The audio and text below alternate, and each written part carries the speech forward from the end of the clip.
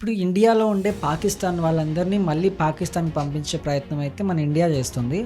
అసలు ఆ ప్రాసెస్ ఎలా ఉంది? ఏం జరుగుతుంది మొత్తంగా అక్కడ? ఇప్పుడు గవర్నమెంట్, మన ఇండియన్ గవర్నమెంట్ ఎప్పుడైతే మొన్న పహల్గామ్ ఇన్సిడెంట్ అయిందో ఒకటి స్ట్రిక్ట్గా చెప్పేశారు. ఎవరైతే పాకిస్తానీస్ ఉన్నారో వాళ్ళందరూ 48 అవర్స్ లోపల వెకేట్ చేసేయాలి, ఇండియా నుంచి పాకిస్తాన్కి వెళ్ళిపోవాలి. ఎవరైతే అయినా అంత ఆర్డర్స్ ఇచ్చిన తర్వాత వెళ్ళని వాళ్ళు ఉంటారు కదా, ఎందుకు వెళ్తారు? వెళ్ళరు కదా. కొంతమంది ఇక్కడ స్ట్రిక్ ఉంటారు, ఫేక్ ఐడీస్ పెట్టుకుని ఉన్న వాళ్ళని అందరినీ కూడా ఎంక్వైరీ చేసి పోలీస్ వాళ్ళు బయటకు తీసి, మన హైదరాబాద్ నుంచి 100 మంది ఉన్నారంట. మైగ్రేషన్స్ అవన్నీ చూసి వీసాలు బట్టి వాళ్ళకి ఎంత టైం ఉంది అంత అన్ని క్యాన్సిల్ చేసి బయట పంపిస్తున్నారు. ఇంకోటి దాని మీద హోల్డ్ పెట్టింది. ఎట్లా అంటే ఇది వీళ్ళు ఇండియానా లేదా పాకిస్తాన్ తీర్చేదాకా వాళ్ళు ఇక్కడ ఉండొచ్చు అని చెప్పేసి స్టే ఇచ్చింది. సో అట్లా కాకుండా ఎవరైతే ఇంకా మిగతా వాళ్ళందరూ ఉన్నారో వాళ్ళందరినీ మాత్రం ఇమ్మీడియట్ గా బయటకి అయితే పంపిస్తుంది. బట్ ఇక్కడ మనం కామెడీ ఏంటంటే మనం ఇక్కడ పంపించేస్తున్నాం కదా, వాళ్ళక్కడ కనీసం వాళ్ళ మనుషులను వాళ్ళు వెనక్కి తీసుకుంటలేరు. అంటే మన ఇండియాలో పాకిస్తాన్ ఉండొద్దని మనం పంపిస్తే వాళ్ళని వాళ్ళు తీసుకోవట్లేదు. సో 1998లో కార్గిల్ వార్ అయినప్పుడు కూడా వాళ్ళ సోల్జర్స్ ఎవరైతే ఉంటారో, అంటే వాళ్ళు దెబ్బతిన్న వాళ్ళు, అంటే సగం దెబ్బలు తిన్న వాళ్ళు, లేకపోతే మొత్తం వార్ అయిపోయిన తర్వాత